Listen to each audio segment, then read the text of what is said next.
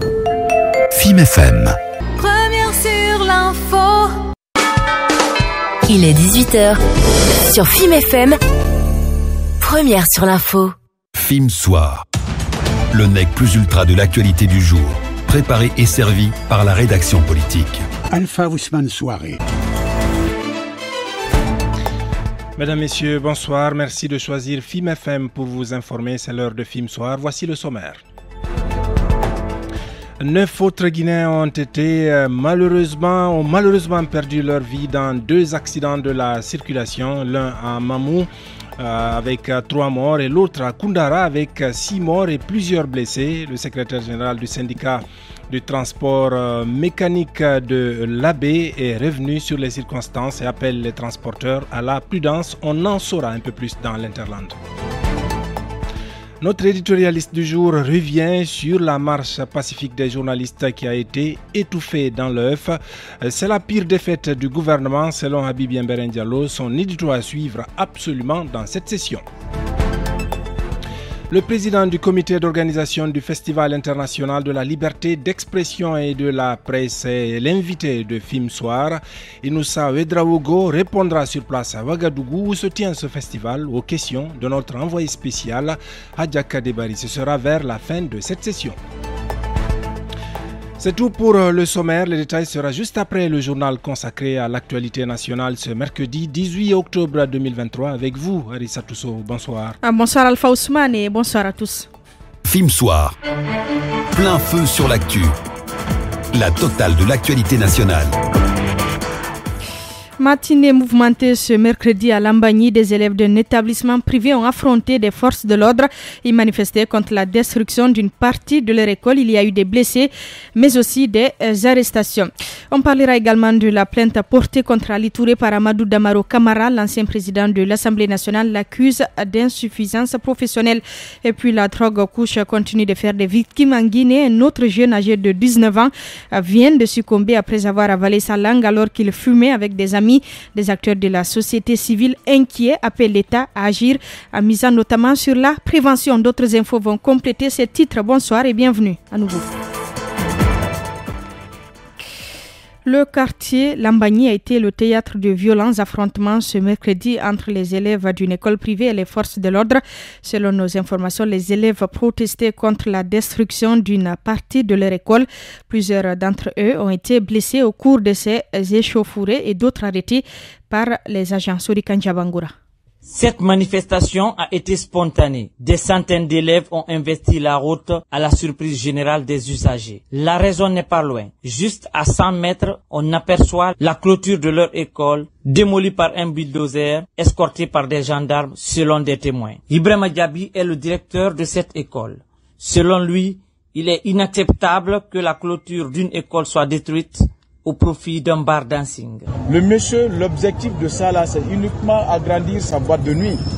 Et une boîte qui est là on vend de l'alcool, de la drogue, des couches, on importe de la srali. Donc il veut seulement faire l'extension de sa boîte de nuit.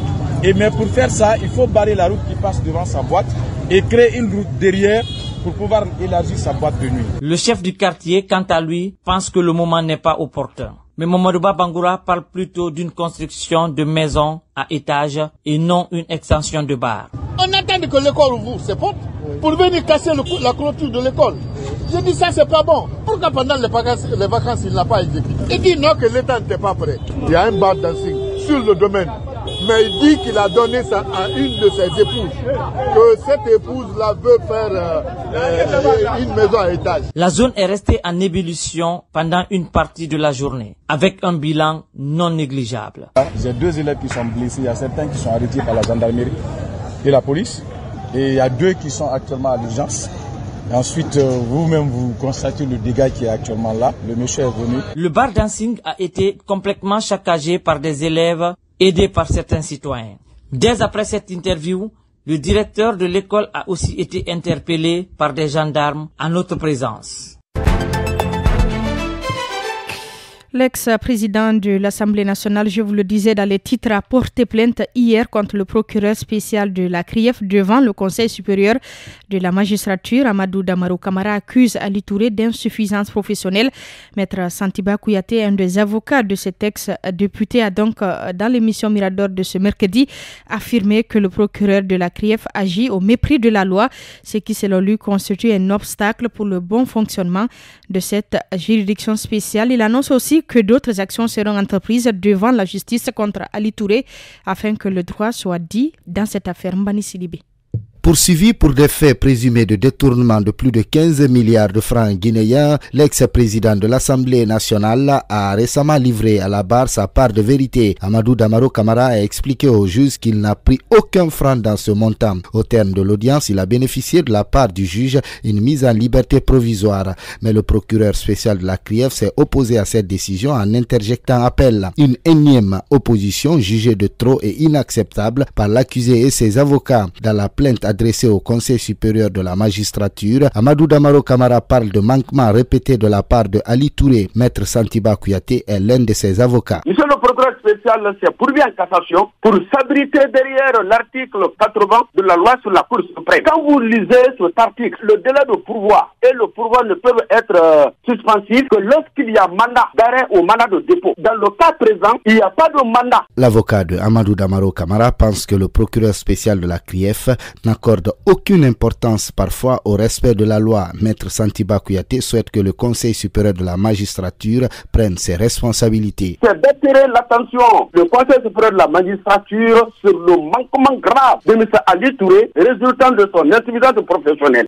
Ce n'est pas tout. Nous allons intenter d'autres actions contre Ali Touré, prévient son avocat. Damaro Camara est victime de détention arbitraire. Nous allons entamer une autre étape. Et cette fois-ci devant les juridictions guinéennes contre M. Ali Touré. En détention depuis avril 2022, Amadou Damaro Camara est poursuivi pour détournement d'un montant de 15 milliards de francs guinéens, enrichissement illicite, blanchiment de capitaux, corruption dans le secteur public et privé, prise illégale d'intérêts et complicité.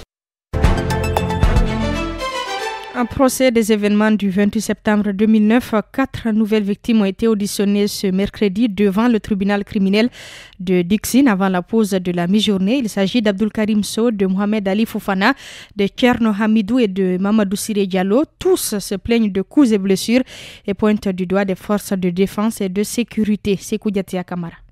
Abdul Karim Sow a été le premier à être entendu. Il s'est constitué partie civile pour coups et blessures. Selon lui, il a fait partie des tout premiers manifestants dispersés par des gendarmes à l'esplanade. Il aurait alors été intercepté puis bastonné. Pour avoir perdu connaissance, il a été transporté dans une clinique à Dixine-Foula aux environs de 11h, a-t-il indiqué. Quelque temps après, malgré les précédents coups, il décide de repartir au stade après avoir appris que les leaders y sont arrivés. Il a eu le temps de prier avant l'irruption des militaires sur fond de tir. Il prend la fuite et tombe sur des bérets rouges. L'un de lui administre un coup de crosse et l'autre le poignarde, a révélé le plaignant. La deuxième victime à être entendue s'appelle Mohamed Ali Fofana. Le trentenaire dit s'être retrouvé au stade après avoir été motivé par ses amis du quartier. Après l'irruption des militaires, il a été atteint par balle à la main dans la débandade. Malgré ses blessures, il a pu sauter par-dessus un mur pour s'échapper et aller vers le pont de Madina. C'est à partir de là qu'il a été aperçu et secouru par la Croix-Rouge avant d'être conduit à l'hôpital Donka. N'ayant pas supporté l'atmosphère qui régnait à ce moment dans cette structure sanitaire, il a décidé d'aller à Ignace Dina où il a été finalement pris en charge durant 3 mois, a indiqué Mohamed Ali. Tcherno Hamidou Diallo, la troisième victime, se plaint d'avoir été cogné à la tête à l'aide d'une pierre et d'avoir perdu son jeune frère du nom de Tcherno Amadou Diallo dont le corps n'a jusqu'ici pas été retrouvé, a-t-il dit. Quant à Mamadou Siré Diallo, il dit avoir reçu une balle à l'épaule alors qu'il escaladait un mur dans l'intention de s'échapper. Il a été pris en charge à Donka, a-t-il rappelé.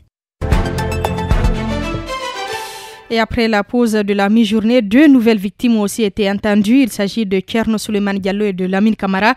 Le premier se plaint de coups et blessures. Il dit avoir été touché par balle à la main droite et sur les fesses. Il a également perdu une dent pour avoir été assommé de coups sur la bouche. Le second se plaint de violences exercées sur lui à partir du stade où il a été interpellé par des gendarmes jusqu'à l'Éco 1 où il a été déporté. Selon lui, lui aussi a affirmé avoir perdu des dents suite à ces violences. Après la déposition de Lamine Camara, le tribunal a renvoyé l'affaire au lundi 23 octobre prochain pour la suite des débats.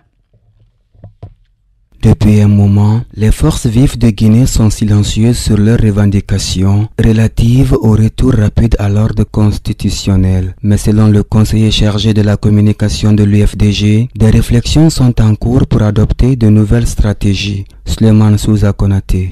Il y a beaucoup de stratégies qui ont été développées par le CNRD. Il nous appartient également d'adapter notre stratégie à la nouvelle donne qui s'impose à notre pays. Pour nous, nous sommes déterminés plus que jamais à faire en sorte que le combat pour la démocratie, les libertés et les droits humains soit une réalité dans notre pays. Selon ce cadre de l'UFDG, plusieurs missions ont été déjà effectuées à l'intérieur du pays. Moi, je reviens de l'Abbé. Il y a une assemblée générale régionale qui a été organisée à ce niveau-là. Il y a eu toutes les préfectures relevant de la juridiction de l'Abbé. Il y a l'assemblée générale le samedi dernier qui s'est tenue également à Dabola, qui a réuni toutes les fédérations de la Route du Nez. Donc, nous disons que nous n'avons pas perdu la confiance. Au contraire, quand vous voyez le niveau d'adhésion aujourd'hui à la cause, n'est-ce pas, de la démocratie et surtout à notre formation politique, nous disons qu'il y a de l'espoir. C'est ce qui nous motive d'ailleurs davantage. Souleymane Souza Konaté salue l'engagement de tous les membres des forces vives qui travaillent d'arrache-pied pour la réussite du combat. À date, il n'y a aucune divergence de point de vue au niveau des forces vives. Nous, comme je le disais tout à l'heure, nous travaillons beaucoup plus sur le terrain pour que les Guinéens comprennent la nécessité de s'organiser, de se battre contre l'imposture, n'est-ce pas, entretenue aujourd'hui par le CNRD. Nous travaillons ensemble, les décisions sont prises collégialement et vous allez voir les effets de tout ça les prochains jours. Par ailleurs, Souleymane Souza Konaté rappelle qu'aucun délai supplémentaire ne sera accordé au CNRD après les 2 ans conclus avec la CEDEAO. Vous l'avez compris, vous venez d'écouter le conseiller chargé de la communication de l'UFDG, Souleymane Souza Konaté, explique donc le silence, les raisons du silence des forces vives de Guinée par le fait que le CNRD a développé plusieurs stratégies pour imposer une dictature. Il affirme que les membres des forces vives travaillent activement sur le terrain afin de s'adapter donc à la nouvelle donne imposée par la junte au pouvoir. L'ancien directeur général adjoint de la société Bel Air Mining, récemment limogé, passe des moments difficiles. Saïdou Ba dit que depuis qu'il a été limogé de son poste, il est victime de persécutions, y compris en famille. Il l'a fait savoir ce mercredi dans l'émission Mirador. Selon lui, on l'en veut pour avoir mis cette société dans des problèmes à cause d'une histoire de fraude. On l'écoute. Absolument, je peux vous garantir que j'ai fait l'objet de 2 attaques. La première en main armée, le samedi 9 septembre, en plein matinée, 11h45. Les caméras de vidéosurveillance d'un de mes voisins de la témoigner. J'ai été attaqué par 3 motards cagoulés qui me poursuivent et qui me filent depuis le matin. La seconde attaque, quasiment dans les mêmes circonstances. J'ai porté plainte, je vis une situation de persécution.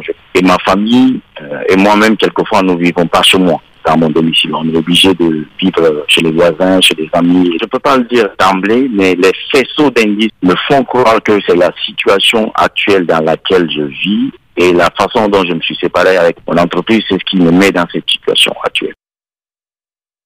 Malgré cette situation, Saïdou Ba ne compte pas lâcher prise. Il rappelle que c'est lui qui a révélé la fraude qui mine cette société. Il pense que la société devrait beaucoup rapporter à la Guinée en termes de développement. On l'écoute à nouveau.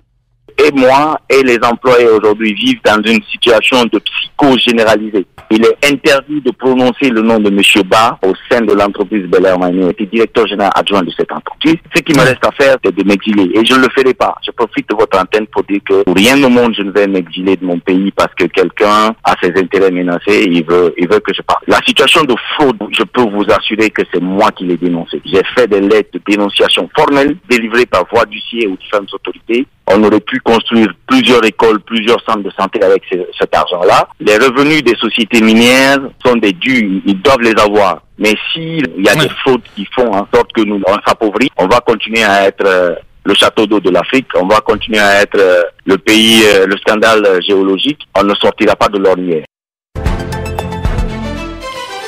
3 sociétés de transport local ont bénéficié de contrats avec Rio Tinto Simfer dans le cadre du développement du projet Simandou. Ce sont Africa Transport, Africa Port et Airport et GPC. La cérémonie de signature de ces contrats a eu lieu ce mercredi à Conakry. Ces 3 entreprises seront chargées de l'acheminement du fret entre Conakry et Kanga. Mohamed Djenab Souma pour le compte rendu. En charge d'exploiter les blocs 3 et 4 du mont Simandou, la société Rio Tinto Simfer continue de s'activer en vue d'honorer tous ses engagements auprès de l'État guinéen. C'est dans ce cadre et surtout du respect du contenu local qu'elle vient d'attribuer de nouveaux contrats de fret à 3 sociétés guinéennes d'une valeur de 120 millions de dollars. Dans son discours des circonstances, Chris Etchison, directeur général du projet Simandou, explique l'importance de cette signature. Son intervention a été traduite par Madina Cham.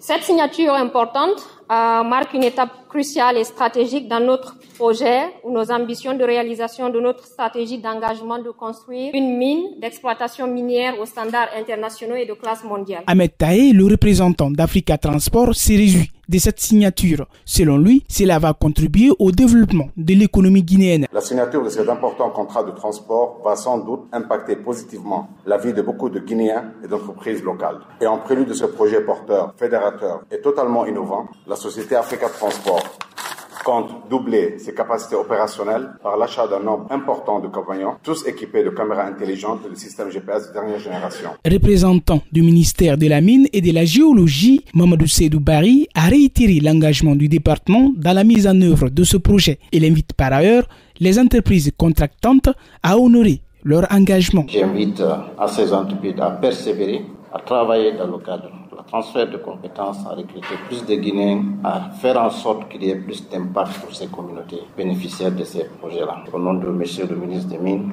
nous allons continuer à supporter le projet Rio Tinto, supporter la mise en œuvre du contenu local, essayer de travailler avec l'ensemble des parties prenantes pour un développement réussi de ce projet. À noter que ces 3 entreprises rejoignent plus de 250 sous-traitants guinéens qui travaillent actuellement avec Rio Tinto. Elles assureront pour les 3 prochaines années le transport routier de Rio Tinto Simfer, y compris le fret spécialisé et le fret lourd.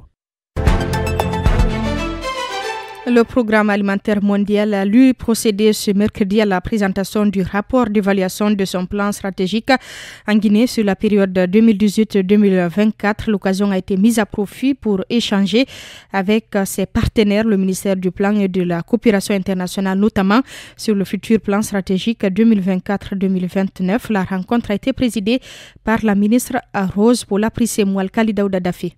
Il s'agit de l'évaluation du plan stratégique du programme alimentaire mondial couvrant les activités de janvier 2018 à mai 2023 en Guinée.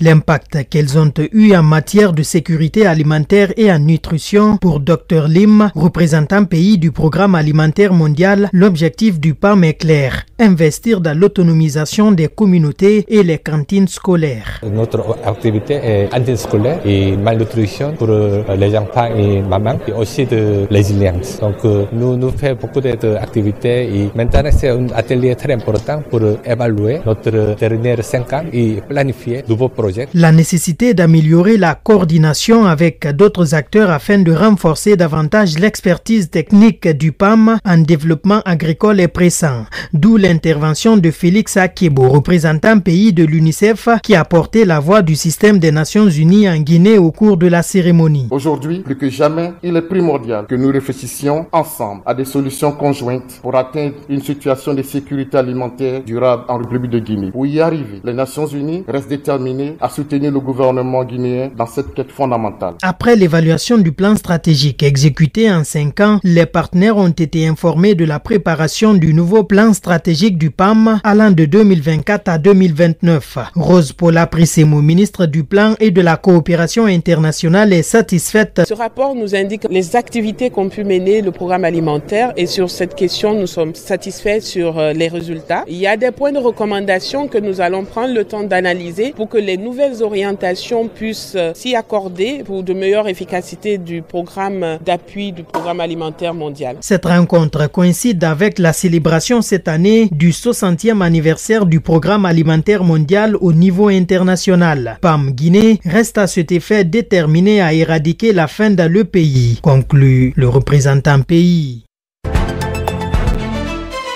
Je vous l'annonçais dans les titres, la drogue couche continue de faire des victimes dans le pays. Un jeune âgé de 19 ans est mort ce mardi au CMC de Ratouma après avoir consommé cette substance nuisible. Selon des témoins, Algassimou Diallo, soudeur de profession et résident au quartier équipé, a avalé sa langue après avoir fumé cette drogue avec d'autres amis.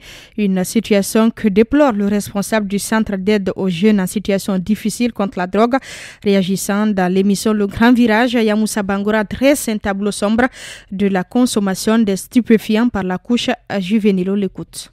La Guinée devient de plus en plus retourne dans l'ancienne pratique, c'est-à-dire la plaque tournante de la drogue. Les substances y circulent. Et donc, aujourd'hui, ce sont des substances qui agissent sur le système nerveux central. Donc, les personnes, elles consomment vraiment pour leurs sales besoins. Et donc, c'est pourquoi, aujourd'hui, la consommation de tramadol bat son plein aujourd'hui à tous les niveaux, les jeunes, les adultes et partout, même les femmes. Alors, c'est pourquoi notre inquiétude est plus élevée aujourd'hui parce que si toutefois les autorités ne prennent pas des dispositions pour au moins veiller à la rentrée de cette substance, à la vente, à la conservation et à tous les niveaux. Franchement, qu'il y ait vraiment un comité de suivi qui veille vraiment à la circulation de cette substance de drogue. C'est parce que donc il est important aujourd'hui qu'on informe l'opinion nationale et internationale que les autorités de la répression puissent prendre des dispositions.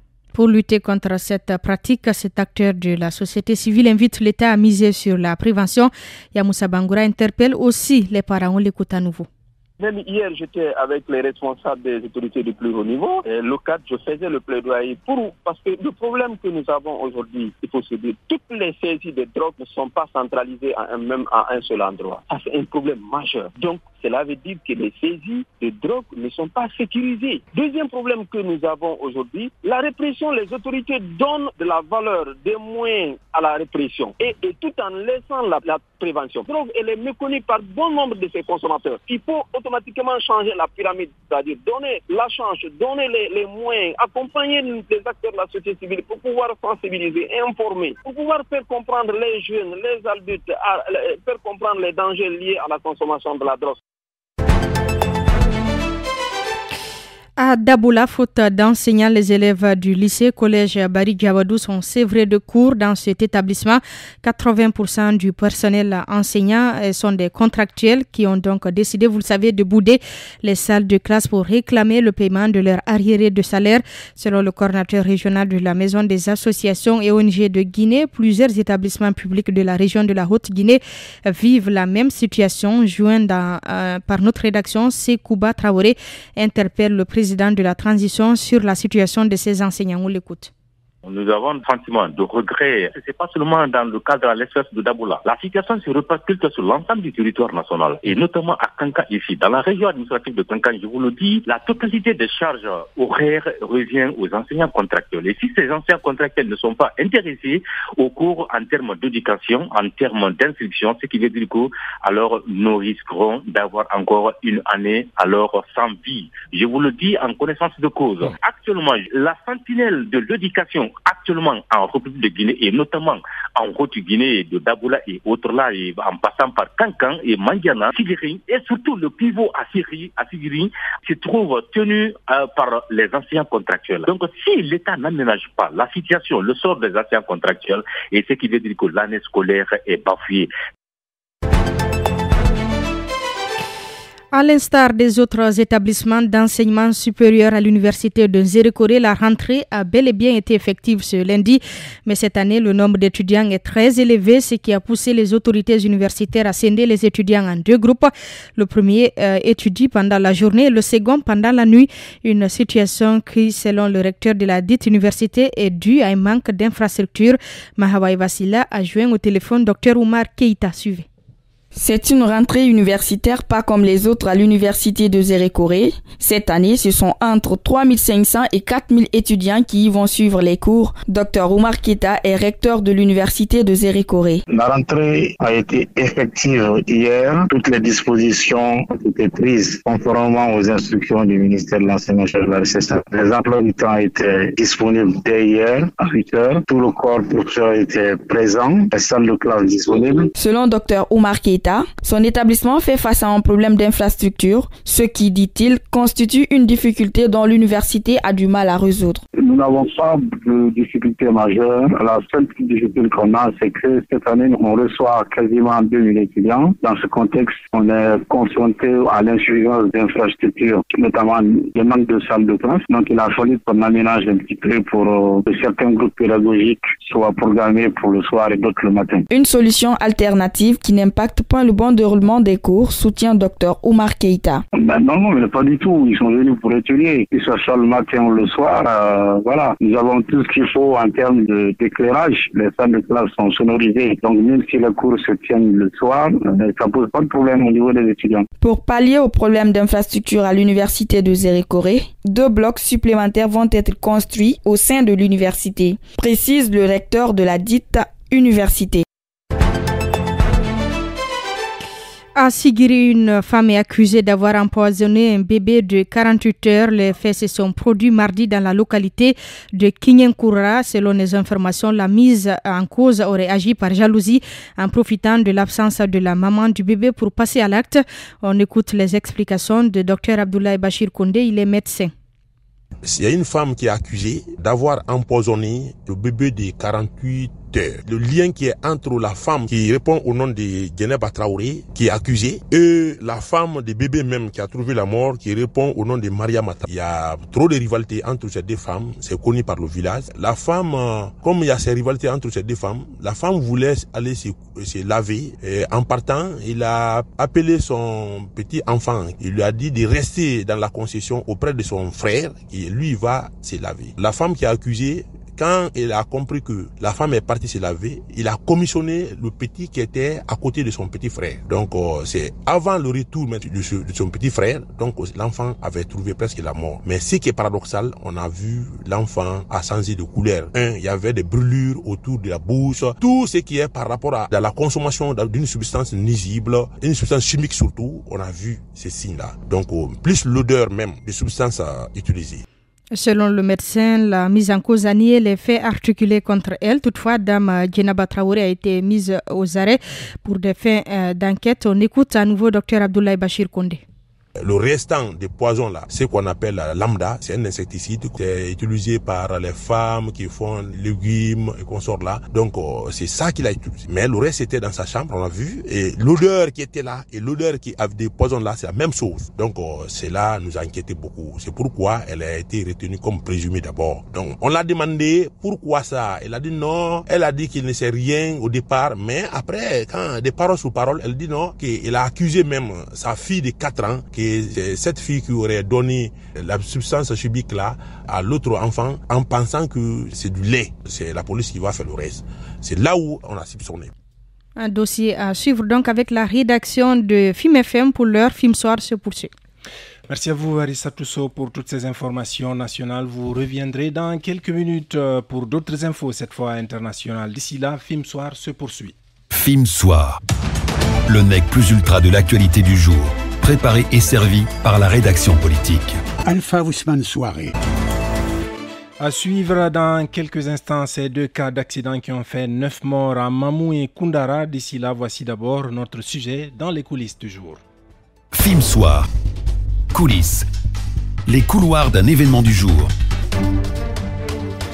Le syndicat des retraités veufs civils et militaires a expliqué ce mercredi à ses membres le niveau d'avancement des négociations tripartites.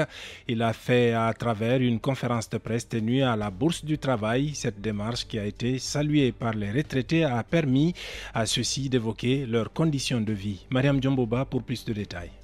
La rencontre qui s'est tenue dans la matinée de ce mercredi 18 octobre à la Bourse du Travail a réuni le mouvement syndical guinéen des retraités, le patronat et le gouvernement. À l'occasion, les partis ont échangé sur les conditions de vie des retraités guinéens. Une plateforme revendicative a été élaborée puis mise à disposition des personnes du 3e âge. L'objectif est de leur fournir des informations détaillées sur l'évolution des négociations. Au sortir de cette rencontre, le camarade Seko Camara du mouvement du bureau syndical de Guinée et membre de la négociation tripartite tripartite est revenu sur les points saillants de cette rencontre. Nous avons compris que nos papas, nos mamans, etc., qui sont aussi déjà à la retraite, ont besoin de ces informations pour la simple raison que cette plateforme revendicative concerne ces pensionnés. Les précédentes, les pensionnés n'étaient pas stigmatisés. Mais cette fois-ci, nous avons dit non seulement les fonctionnaires, mais également les pensionnés. Donc, c'était vraiment ultime à ce stade des négociations, eux aussi puissent être informés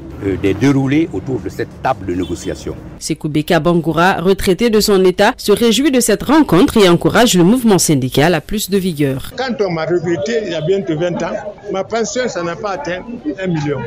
C'est 908 et quelques. C'est avec eux et maintenant que je me suis retrouvé avec le double. Donc je ne peux que m'en réjouir et les encourager davantage. Les statistiques ont été avantageuses. Du côté syndical, le camarade Sékou Kamara, membre de la négociation tripartite, donne son point de vue. En matière de négociation, c'est des accords. Aujourd'hui, l'État a 20% d'augmentation et nous sommes à 90% au lieu de 100%. Vous avez vu le fossé qu'il y a entre nous. Donc, on est à ce niveau-là. Il faut rappeler que les négociations de ce mercredi étaient spécifiquement axées que sur le cas des retraités. Reportage signé Mariam Djomboba. À présent, nous allons écouter le secrétaire général du syndicat du transport et mécanique générale de l'AB sur les cas des 2 derniers accidents et c'est dans l'Interland. Film Soir, l'Interland. L'actu de nos régions déclinées par nos correspondants.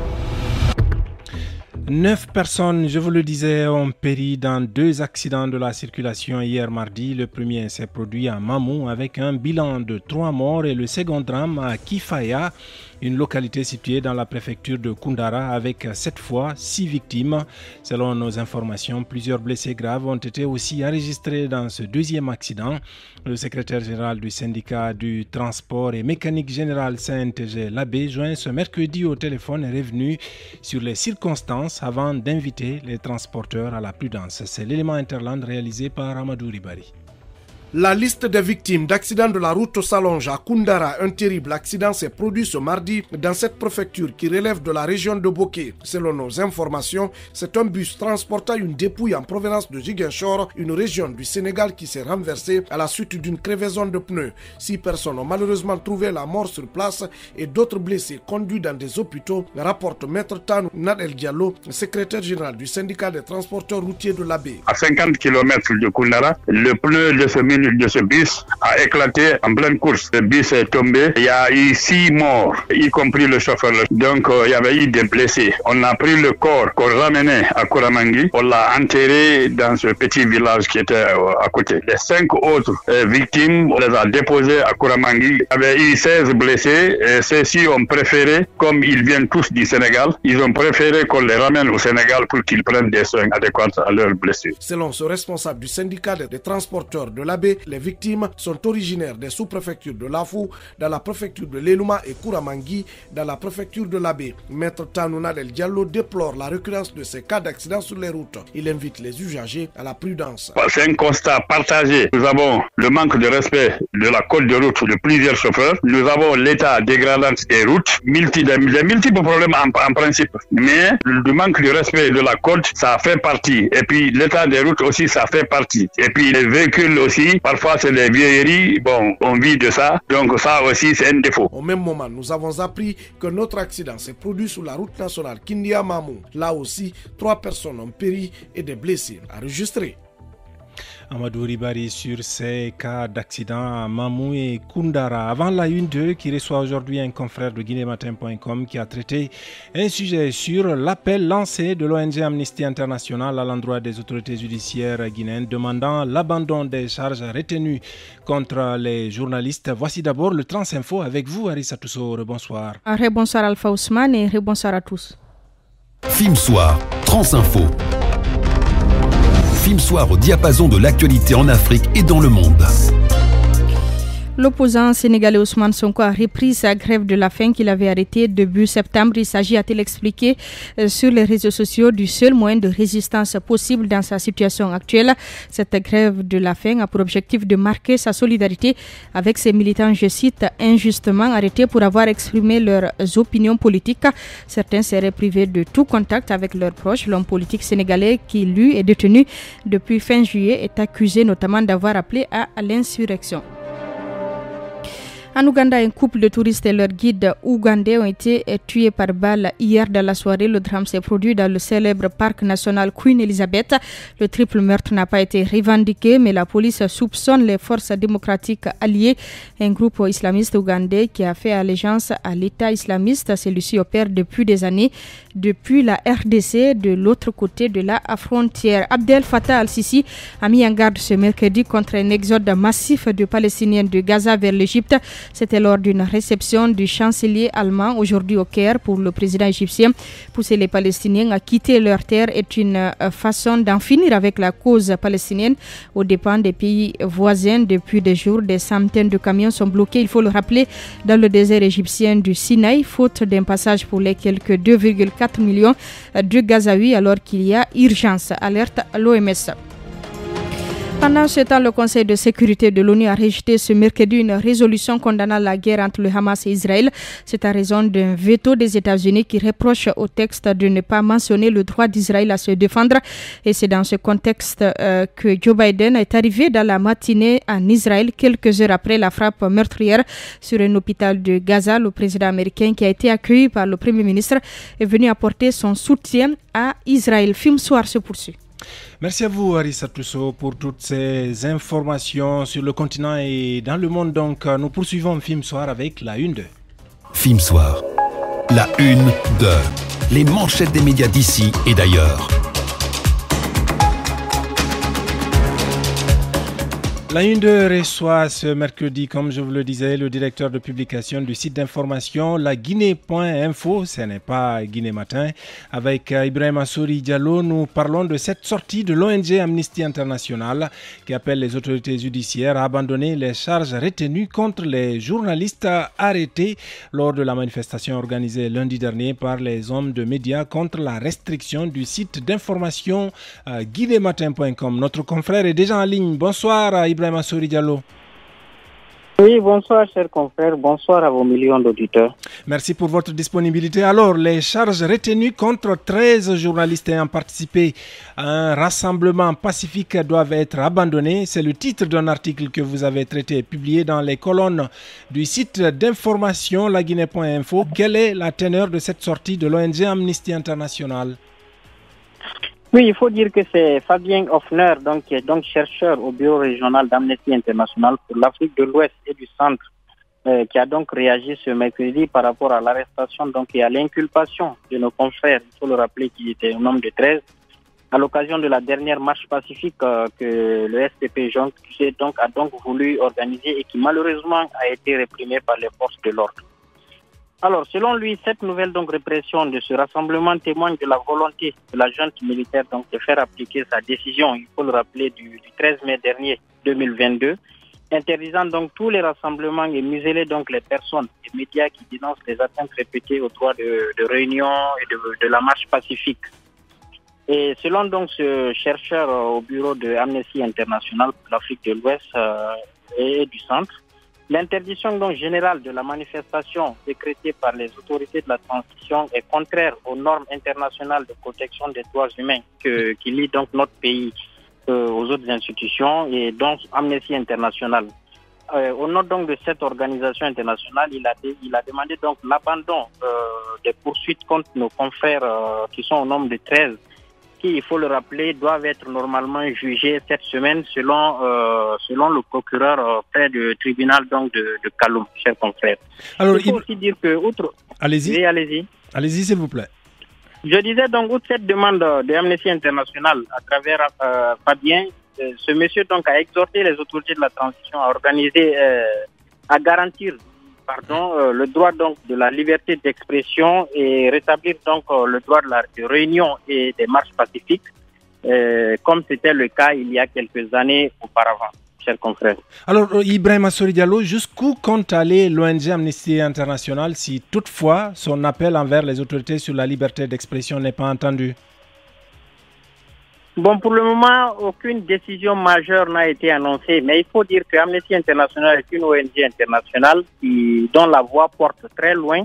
C'est quand même une ONG qui peut mettre la pression contre les autorités de la transition à faire lever ces sanctions, disons, ces poursuites qui sont engagées actuellement contre nos confrères qui sont au nombre de 13. Et c'est une ONG, comme je le disais tantôt, qui a des réseaux un peu partout. Donc je pense qu'à travers cette voie diplomatique, puisqu'elle ne peut que passer par la voie diplomatique pour mettre donc pression sur les autorités de Conakry, donc à faire cesser ces poursuites engagées contre nos confrères et justement lever aussi quand même cette restriction qui a été imposée au niveau du site, parce que comme vous le rappelez, le site d'information guinématin.com est restreint depuis le 15 août dernier pour un entrepreneur en tout cas, et aussi pour le fait qu'on veille aujourd'hui bloquer le droit d'information, le droit à l'information qui est consacré quand même par nos textes. C'est une violation du droit à l'information du public. Donc je pense que à travers cette ONG, je pense que les autorités reviendront donc sur leurs décisions, puisque pour le moment, c'est une seule personne qui est indexée selon le SPPG, c'est le ministre des Télécommunications et en la personne de Ousmane Gawal Diallo. Ibrahima Sori Diallo, nous suivons de près ce dossier qui concerne nos confrères. Merci à vous. Merci, chers confrères. Nous poursuivons cette session d'information avec l'édito, comme je vous le disais, de Habib Yemberen Diallo. Film Soir, l'édito.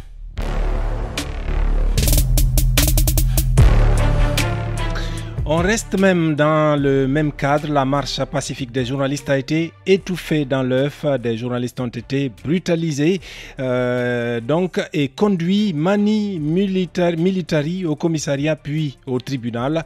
Cette victoire du gouvernement sur les hommes de médias est la pire défaite pour lui. Elle a mis à nu la volonté et même l'obsession du gouvernement d'imiter les méthodes du Rwanda et de l'Érythrée, mais c'est sans connaître les Guinéens, lesquels ont inspiré bien des peuples dans la lutte pour la démocratie ces dernières années. Voici l'édito signé Habib Yemberen Diallo. Ce fut un véritable lundi noir pour la presse guinéenne, ou plus exactement pour la Guinée entière, car si les journalistes ont été malmenés et conduits comme des malfrats au commissariat puis au tribunal, c'est le pays qui aura gardé les stigmates. C'est le CNRD et son gouvernement qui ont joué le jeu de leurs pires ennemis, car dans certains combats, c'est celui qui perd qui gagne paradoxalement. Non pas parce qu'ils ont touché des intouchables, les journalistes sont des justiciables comme tous les autres citoyens, mais parce qu'ils ont empêché ceux dont la seule arme demeure le stylo d'exprimer un droit élémentaire, celui de marquer leur désaccord par une manifestation pacifique. Pour ceux qui croyaient encore aux promesses du 5 septembre 2021, ce fut la désillusion. Et pour le gouvernement, dont le porte-parole clame et proclame sur les antennes des radios et des chaînes de télévision étrangères que les manifestations ne sont pas interdites en Guinée, ce fut un désaveu. Désormais, ce discours aura du mal à passer. Si les interdictions systématiques de toute manifestation étaient justifiées par la crainte des débordements et leur corollaire des pillages, les journalistes ne sont pas violents. Encore moins nombreux, ils sont incapables d'égratigner même une fourmi. Ce qui fait que la répression de leurs manifestations constitue un signal fort. C'est l'imitation par la Guinée des méthodes rwandaises et érythréennes, lesquelles criminalisent toute voix discordante. Autrement dit, c'est la volonté et la velléité de retour aux pratiques des années 60 et 80. Mais c'est sans connaître les Guinéens. C'est ignorer ou faire semblant d'ignorer le passé récent de ces pays. Un pays qui a donné le ton au printemps arabe. C'est lui qui a inspiré toutes les luttes pour l'instauration de la démocratie et de l'état de droit, mais aussi pour la moralisation de la gestion de la chose publique. Croire un seul instant que les morts de janvier et février 2007, ceux de septembre 2009 et tous les autres qui sont tombés sur le champ de la bataille démocratique seront passés comme perte et profit relève d'une nécessité politico-intellectuelle. Ce qui est arrivé aux journalistes est une leçon pour toute la société guinéenne. Ce recul est une alerte que le pays a effectué une véritable marche de l'écrivisse. Après avoir effectué un pas en avant sur le chemin de la démocratie, il a fait 2 autres, ou même 10 autres. Il y a une volonté de remettre en cause tous les acquis de ces dernières décennies. Or, le sacrifice de tous les héros et autres martyrs de la démocratie ne sera jamais vain. Si la nouvelle génération capitule devant la chape de plomb qui plane sur elle, elle aura désavoué et trahi les devanciers et compromis de facto la liberté pour laquelle le peuple de Guinée se bat depuis plus de 65 ans. C'était donc l'édito signé Habibi Mberen Diallo. On poursuit cette session avec les infos sportives. Film Soir, Actu Sport, le round-up de l'actualité sportive. Mohamed Benebari, bonsoir. Bonsoir Alpha Soirée. Le championnat scolaire de football africain, la Guinée pourrait briller par son absence. Oui, la Guinée pourrait rater très prochainement le championnat scolaire de football africain de la zone Ouest A, initié par la Confédération africaine de football pour mettre l'accent en milieu scolaire. La Guinée s'était remarquablement illustrée en remportant la première édition l'année dernière, sauf que pour participer à ce tournoi zonal, il est impératif de tenir le championnat national afin de déterminer le représentant guinéen. À date, rien n'est fait au niveau du ministère de l'enseignement préuniversitaire et de l'alphabétisation de Guillaume Awing et celui des sports dirigé par Lansana Béa Diallo. Les deux entités affirment n'avoir pas de moyens pour organiser cette compétition de football des moins de 15 ans. Le directeur national du sport scolaire, le docteur Donzo Odiara, est à pied d'œuvre pour l'organisation de ce tournoi, mais ces efforts se heurtent à un blocus. Le groupe scolaire Ben Sekou Silla de Koya avait représenté la Guinée au tournoi zonal Ouest au Cap-Vert lors de la première édition. Il avait terminé champion avant de s'adjuger le titre continental à Durban en Afrique du Sud. La Guinée risque donc de ne pas défendre son titre au championnat scolaire de football africain des moins de 15 ans. Ce serait malheureux. Euro 2024, le champion d'Europe en titre, l'Italie, se met en danger après la défaite. Ah oui, dans le cadre des éliminatoires de l'Euro 2024, l'Angleterre a remporté le choc de la soirée hier face à l'Italie, 3-1 dans le groupe C. Pourtant, surpris par l'ouverture du score de Scamacca à la 15e minute, les Anglais ont été renversants grâce à Harry Kane à la 32e minute et Rashford afin de se qualifier officiellement. Avec la victoire de l'Ukraine à Malte 3-1, les Italiens, avec un match en retard, chute à la 3e place de cette poule à 3 points des Ukrainiens. Il faut dire donc qu'on aura droit à une finale entre l'Italie et l'Ukraine. Ça va être un match décisif. Merci à vous, Mohamed Benebari, pour toutes ces informations. On passe aux infos culturelles. Film Soir, Info Culture. Les infos culturelles avec vous, Fatoumata Binta Diallo, bonsoir. Bonsoir Soirée, bonsoir à tous. Le château de Versailles en France a de nouveau été la cible d'une alerte à la bombe. Comme les deux alertes à la bombe samedi après-midi et mardi visant le même site, le signalement de cette menace est passé par la plateforme moncommissariat.fr, précise la préfecture. Le château de Versailles a de nouveau été la cible d'une alerte à la bombe qui était en cours d'évacuation vers 13h, a indiqué donc ce mercredi la préfecture de Yvelines à l'agence France Presse. L'évacuation est en cours et a bien avancé, a indiqué la préfecture. Une levée de doute va être effectuée par les équipes de déminage, a ajouté cette source. Comme les deux alertes à la bombe samedi et mardi visant le même site, le signalement de cette menace est passé par la plateforme, donc a précisé la préfecture. La culture avec des bombes aussi. Merci à vous Fatoumata Binta Diallo. On passe à l'invité de Film Soir. Film Soir, l'invité du soir. L'autre interview de Film Soir. Dans la rubrique l'invité de Film Soir, on s'intéresse aujourd'hui au Festival international de la liberté d'expression et de la presse. C'est un espace d'échange pour tous les pays africains qui aspirent à promouvoir et à protéger la liberté d'expression. Pour en parler, nous recevons pour vous ce soir le président du comité d'organisation de ce rendez-vous international, Inoussa Ouedraogo, a été interrogé depuis Ouagadougou par Adjaka Debari. Suivez. Monsieur Inoussa Ouedraogo, vous êtes le président du comité d'organisation du FILEP qui se tient depuis plusieurs années maintenant à Ouagadougou. Parlez-nous un peu de ce rendez-vous international. Le Festival international de la liberté d'expression et de la presse est un rendez-vous des journalistes et des défenseurs des droits humains sur le continent africain qui se tient chaque 2 ans. La première édition a eu lieu en 2000 suite à l'assassinat du journaliste d'investigation Norbert Zongo.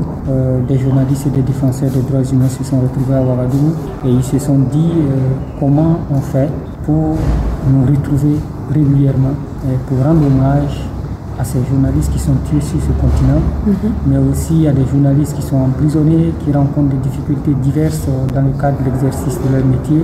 Et c'est comme ça donc qu'est née l'idée d'un festival. Et après la première édition qui s'est tenue dans des conditions difficiles parce que les autorités d'alors n'en voulaient pas, les organisateurs ont dû battre en retraite pour se retrouver plus tard en 2007 pour faire la deuxième édition. Et à partir de 2007, tous les 2 ans, les journalistes venus de partout sur le continent se retrouvent ici pour discuter de la liberté, pour discuter des droits humains.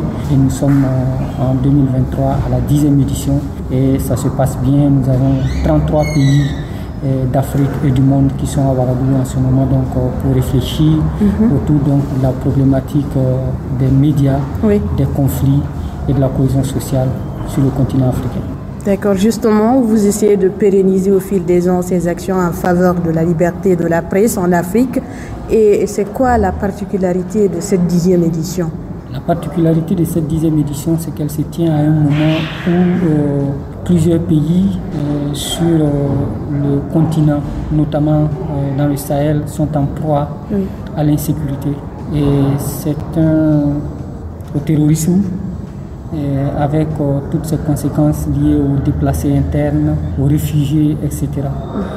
C'est un FILEP qui se tient également dans un contexte de retour des coups d'État en Afrique, et qui parle de coups d'État, parle de recul de la démocratie, de recul ou de réduction des espaces de liberté. Et donc ce FILEP-là se tient dans un contexte particulièrement difficile, où les médias, même au Burkina Faso, sont menacés.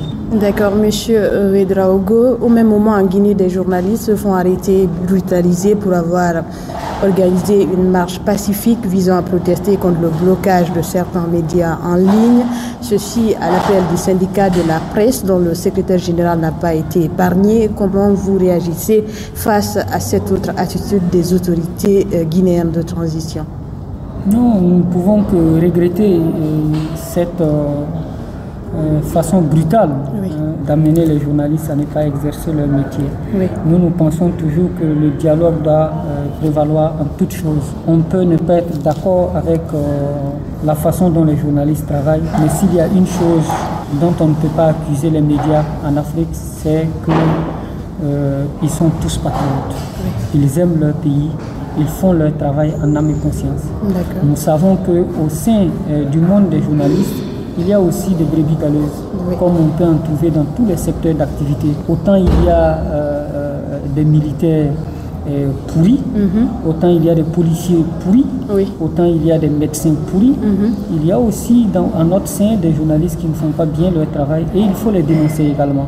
Mais cela ne doit pas être la porte ouverte aux brimades, aux intimidations, aux violences. La violence n'a jamais rien résolu et nous appelons les autorités de la Guinée à comprendre que les journalistes ont toujours travaillé à l'élargissement des espaces de liberté, au développement de la démocratie. Voilà qui est bien dit, Monsieur Inoussa Ouedraogo. Je rappelle que vous êtes le président du comité d'organisation du Festival international de la liberté d'expression et de la presse. Merci d'avoir répondu aux questions de FIM Guinée. C'est moi qui vous remercie. FIM Soir, le nec plus ultra de l'actualité du jour. Préparé et servi par la rédaction politique. Alpha Ousmane Soirée. Voilà, mesdames, messieurs, cet entretien de Hadja Kadebari avec, depuis Ouagadougou, donc au Burkina Faso, avec Inoussa Ouedraogo, président du comité d'organisation du Festival international de la liberté d'expression et de la presse qui a lieu en ce moment même à Ouagadougou, met fin à cette session d'information. À la technique, Fatoumata Bari. Merci à toute l'équipe de la rédaction dirigée par Harissa Tousso et Mamadou Aliou Bangoura. Merci à vous de nous avoir suivis où que vous soyez.